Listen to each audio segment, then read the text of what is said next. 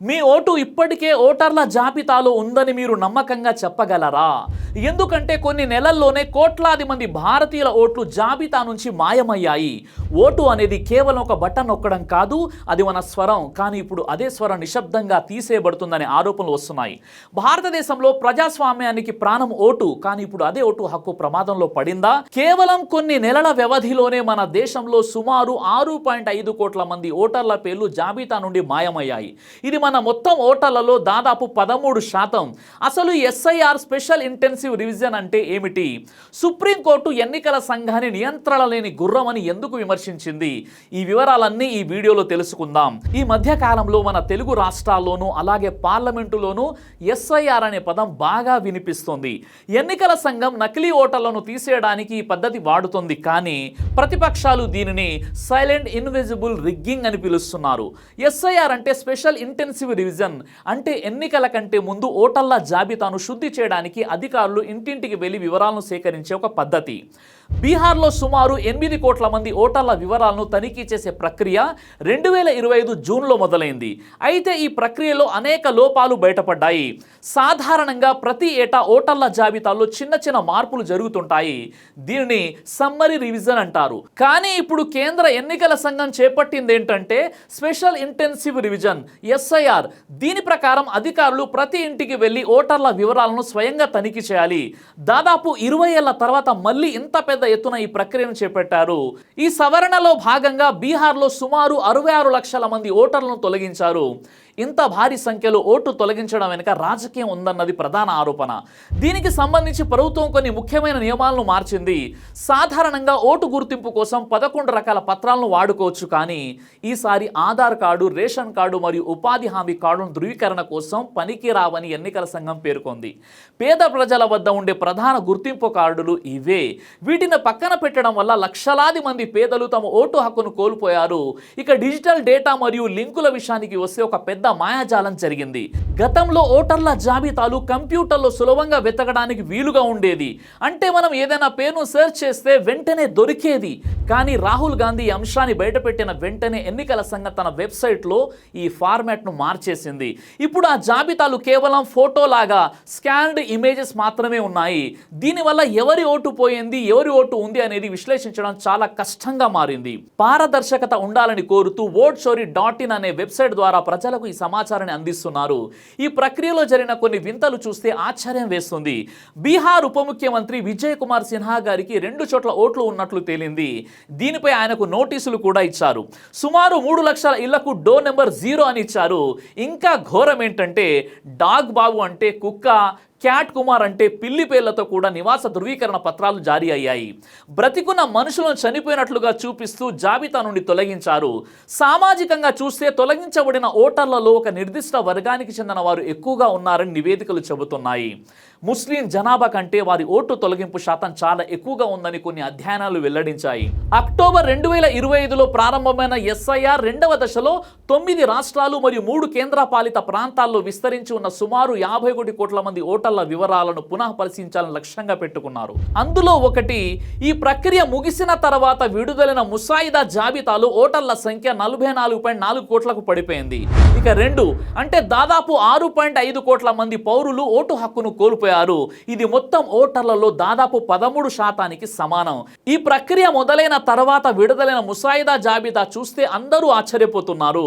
ఉత్తరప్రదేశ్లో సుమారు 3 కోట్ల ఓట్లు తొలగించబడ్డాయి, అంటే దాదాపు 19%. గుజరాత్లో 70 లక్షల ఓట్లు మాయమయ్యాయి.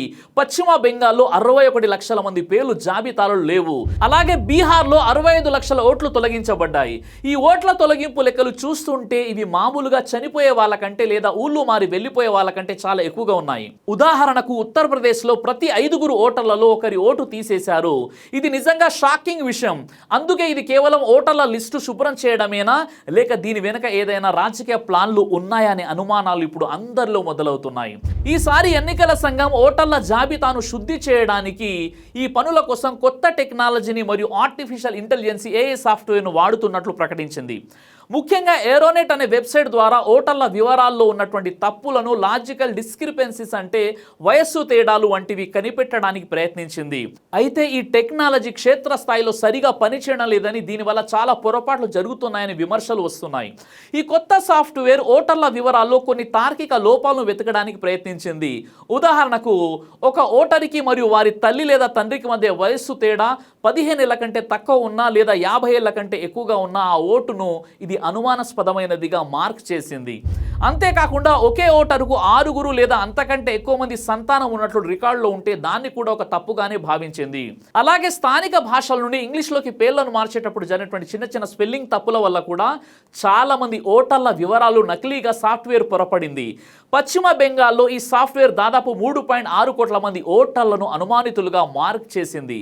దీన్ని బట్టి టెక్నాలజీ ఎంత గందరగోళం సృష్టించిందో మనం అర్థం చేసుకోవచ్చు.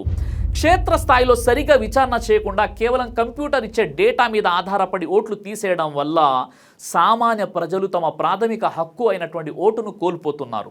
లక్షలాది మంది ఓటర్ల పేర్లను తొలగించడంపై సుప్రీంకోర్టులో కేసులు, పిటిషన్లు వేశారు. ఈ కేసును విచారించిన భారత ప్రధాన న్యాయమూర్తి జస్టిస్ సూర్యకాంత్ మరియు జస్టిస్ జయమాల్యా బాగ్చి ఎన్నికల సంఘం తీరుపై చాలా కోపం మరియు అసహనం వ్యక్తం చేశారు. ఎన్నికల సంఘం తన పనిలో పారదర్శకత పాటించడం లేదని వారు అసంతృప్తి చెందారు. ఈ విషయంలో జస్టిస్ బాగ్చి ఒక చోట ఎన్నికల సంఘాన్ని హెచ్చరిస్తూ ఇలా అన్నారు: రాజ్యాంగం మీకు స్వతంత్ర అధికారం ఇచ్చింది కాదా అని మీరు కంట్రోల్ లేని గుర్రం అన్రూల్డ్ హార్స్లా ప్రవర్తించకూడదు. చట్టపరంగా ఈ మాటకు చాలా విలువ ఉంది. అంటే ఒక వ్యవస్థకు అధికారం ఉన్నప్పుడు దాన్ని నియంత్రించే రూల్స్ కూడా ఉండాలని, పద్ధతి లేకుండా తన ఇష్టం వచ్చినట్లు చేయకూడదని దీని అర్థం. సుప్రీంకోర్టు ఈ విషయంలో జోక్యం చేసుకొని కొన్ని ముఖ్యమైన ఆదేశాలు ఇచ్చింది. ఓటర్లను ఎందుకు తీసేస్తున్నారో వారికి ముందే చెప్పకపోవడం వల్ల పారదర్శకత లోపించిందని కోర్టు అభిప్రాయపడింది. అందుకే బీహార్ మరియు బెంగాల్ వంటి రాష్ట్రాల్లో ప్రతి ఓటును ఎందుకు తొలగించారు అంటే ఆ వ్యక్తి చనిపోయారా, వేరే ఊరు వెళ్ళారా లేదా అది నకిలీ ఓటా అనే కారణాన్ని వెబ్సైట్లో వివరంగా పెట్టాలని ఆదేశించింది. అంతేకాకుండా బెంగాల్లో ఓటర్ల వివరాల తనిఖీ సరిగా జరగడానికి జ్యుడిషియల్ అధికారులను నియమించాలని ఆర్టికల్ 142 ద్వారా కోర్టు ఆదేశించడం చూస్తుంటే ఎన్నికల సంఘంపై నమ్మకం తగ్గుతుందని స్పష్టమవుతుంది. ముఖ్యంగా పశ్చిమ బెంగాల్ మరియు బీహార్ రాష్ట్రాల్లో ఈ ఎస్ఐఆర్ ప్రక్రియ కేవలం ఒక మామూలు అధికారిక పనిలా కాకుండా పెద్ద రాజకీయ వివాదంగా మారింది. పశ్చిమ బెంగాల్ ముఖ్యమంత్రి మమతా బెనర్జీ ఎన్నికల సంఘాన్ని వాట్సాప్ కమిషన్ అని విమర్శిస్తూ అధికారులు వాట్సాప్ గ్రూపుల ద్వారా అనధికారిక ఆదేశాలు ఇస్తూ ఓట్లు తీసేస్తున్నారని ఆరోపించారు. అక్కడ దాదాపు 61 లక్షల మంది పేర్ల పక్కన పరిశీలనలో ఉంది అని ముద్ర వేయడం వల్ల వారు ఓటు వేయగలరో లేదో అన్న గందరగోళం నెలకొంది.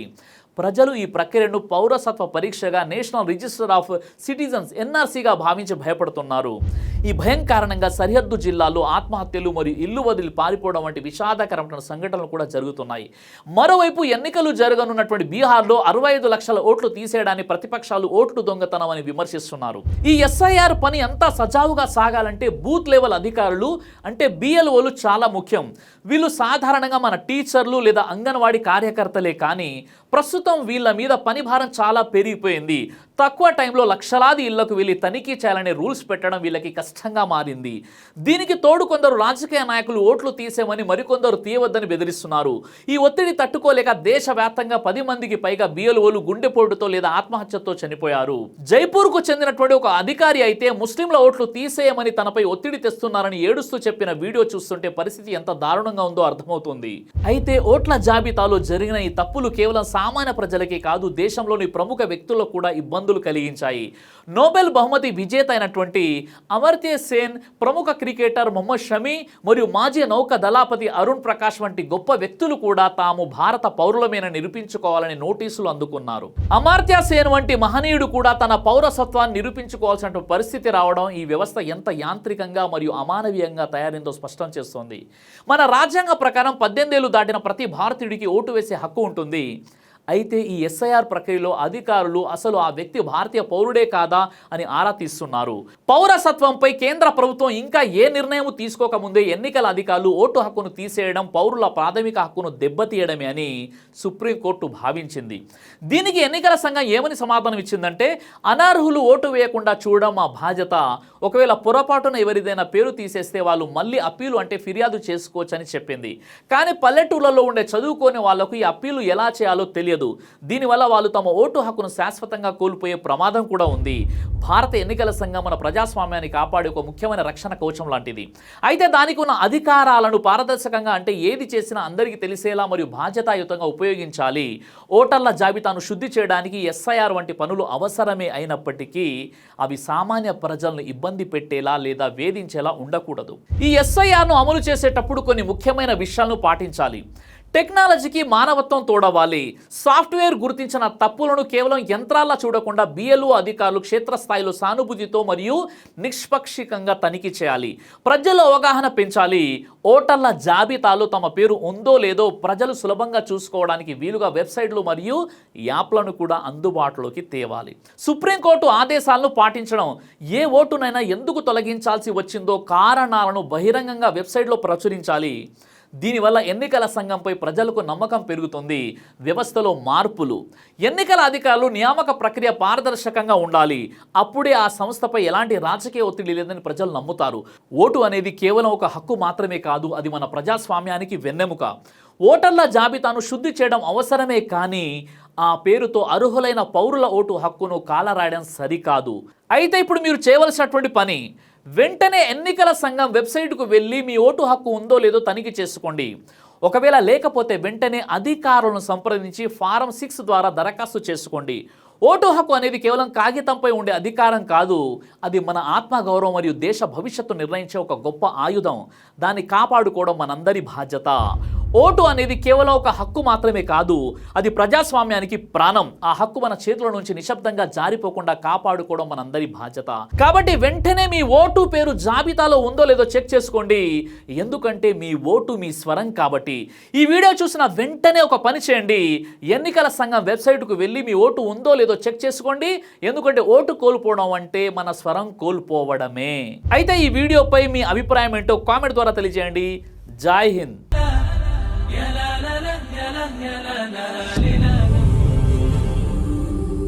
బ్రదర్ సిరాజ్ అని యూట్యూబ్ ఛానల్ని మీరు సబ్స్క్రైబ్ చేసినట్లయితే ఇన్షాల్లా దేవచిత్తం అయితే మీకు వీడియోస్ వస్తుంటాయి. అదేవిధంగా బ్రదర్ సిరాజ్ అనేటటువంటి ఫేస్బుక్ని కూడా లైక్ చేయడం వల్ల మీకు వీడియోస్ వస్తుంటాయి.